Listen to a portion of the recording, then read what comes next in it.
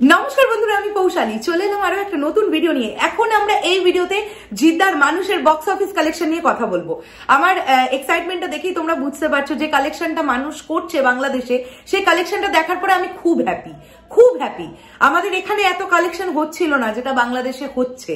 আমি ভিডিওটা শুরুতেই ক্রেডিট দিতে চাই একজনকে, স্নেহ ভাইকে অনেক অনেক থ্যাংক ইউ। ও ডে বাই ডে আমাদেরকে এই আপডেট গুলো পাঠাচ্ছে, তাই আমরা জানতে পারছি যে বাংলাদেশের মাল্টিপ্লেক্স থেকে মানুষ কিরকম ব্যবসা করছে। গতকাল ছিল ডে 4। গতকাল বাংলাদেশের মাল্টিপ্লেক্স চেইন থেকে মানুষের কালেকশন হয়েছে প্রায় 1.5 লক্ষ টাকা।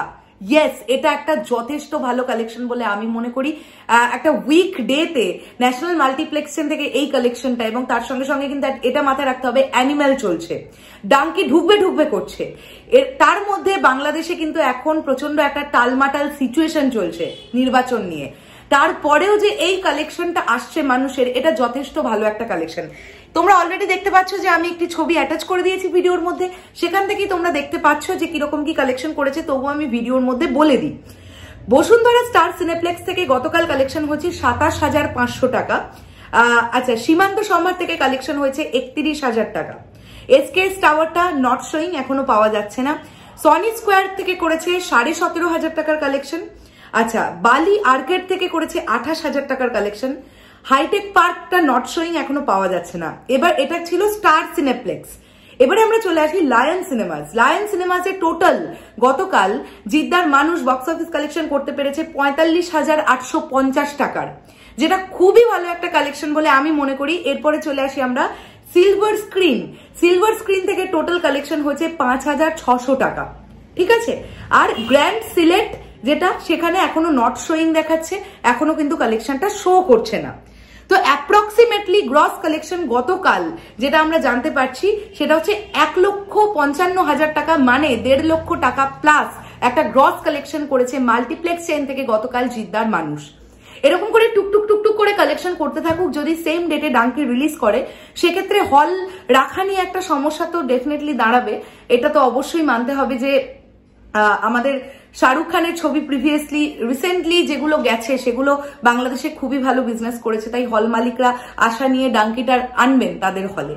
কিন্তু যদি অল্প কিছু হলেও মানুষ চলতে থাকে ডাঙ্কির সঙ্গে সঙ্গে, আমার মনে হয় অল্প কিছু কালেকশন হলেও সেটা কিন্তু আসবে, আর যেটা ছবির জন্য যথেষ্ট ভালো।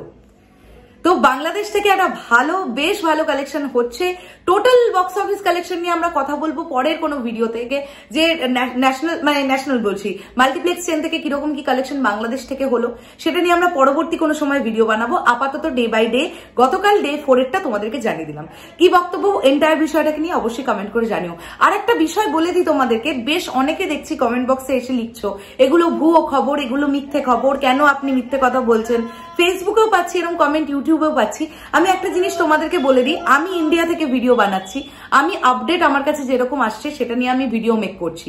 আমার পক্ষে সশরীরে গিয়ে তো দেখা সম্ভব নয় যে 50% অডিয়েন্স আছে না 70% না 30%। তো যেরকম আমি আপডেট পাচ্ছি বাংলাদেশ থেকে, তাতে করে হ্যাঁ বলবো না দারুণ চলছে, দুর্দান্ত চলছে এমনটা নয়, কিন্তু যে পারফর্মটা করছে মানুষ সেটা এখানের থেকে অনেক ভালো, এপার বাংলার থেকে অনেক ভালো কালেকশন, ঠিক আছে। এটুকুই বললাম। কাজেই ভুয়ো নিউজ দেবেন না, এই ধরনের কমেন্ট আমাকে করে লাভ নেই। আমি যে আপডেটটা পাচ্ছি সেটা তোমাদের কাছে দিচ্ছি।